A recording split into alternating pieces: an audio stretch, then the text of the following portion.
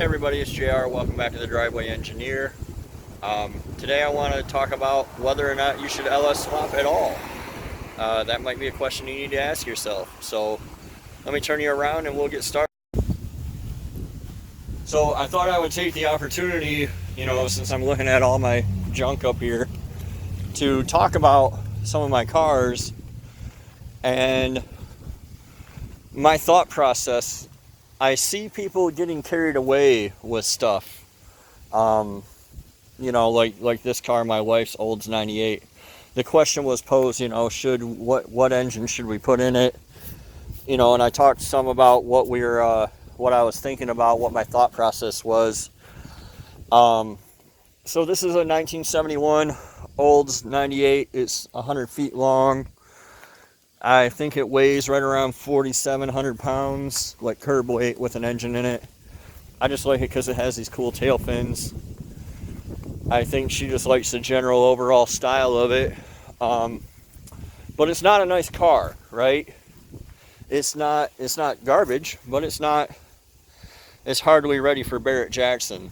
So what do you do with a car like this, right?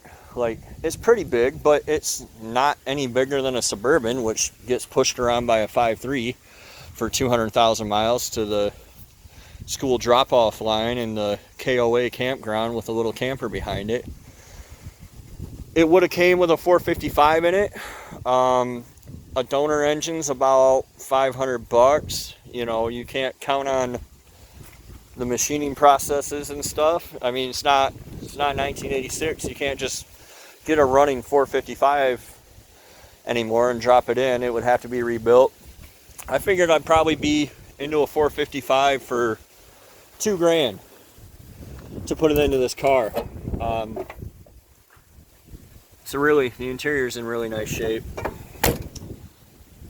And quite simply, the car's not worth $2,000, right? Like, it's just maybe painted up, but it's got some rust spots. It's got some, it would need some real body work, right?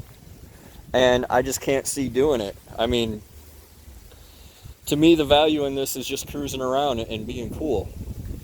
And that's what you got to ask yourself. Like, I can get a 5.3 for $150.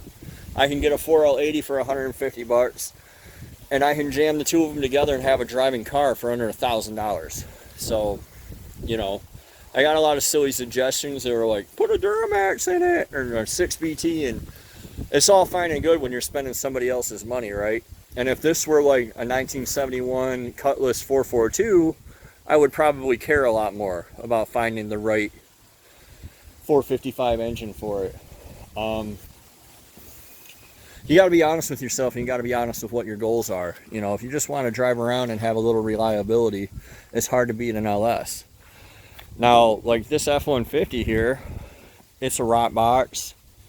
It's four-wheel drive. I don't think that I would mess with trying to swap this because there's just no value in it. It would be too complicated. You'd have to have drive shafts made and stuff. I just wouldn't bother.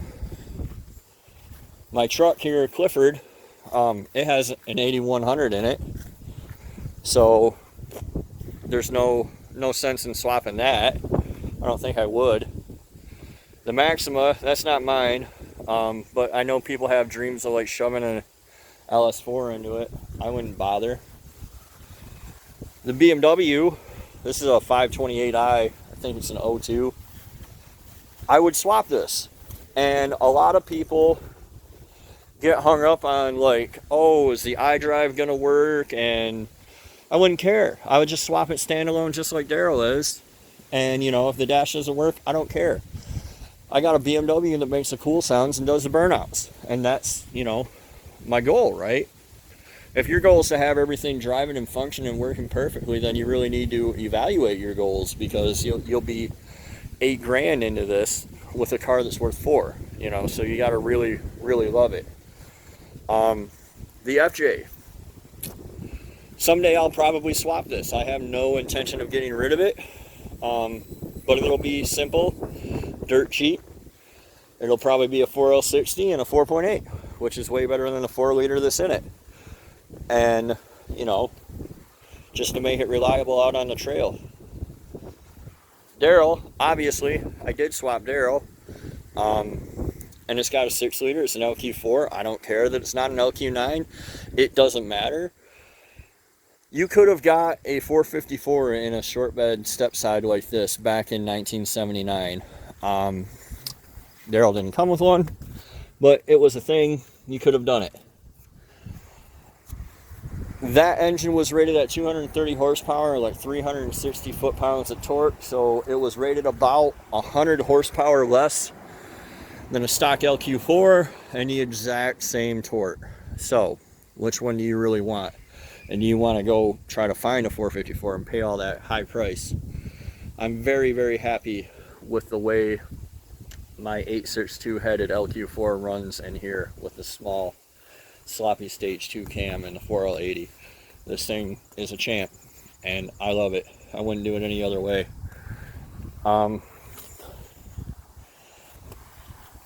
Really, that's pretty much it. I mean, you just got to kind of evaluate the pros and the cons of what you're looking at, what your project is.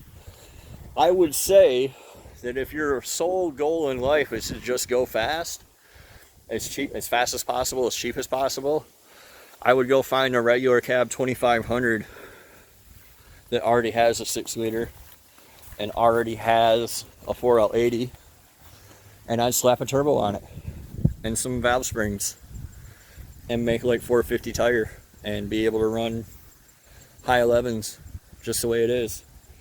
I mean, you can do that. You can probably find the truck for $2,500 and do the rest for another $800, $900. For $3,500, you can be running high 11s. That's probably the way to go.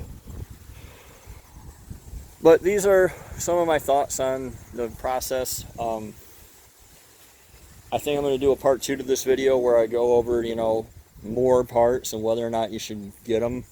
I've done that in the past and I feel like I need to do it again. So until next time, this is JR and Coconut and Peanut, and I hope you guys are having a happy Labor Day. They're having a happy Labor Day, and we'll see you next time.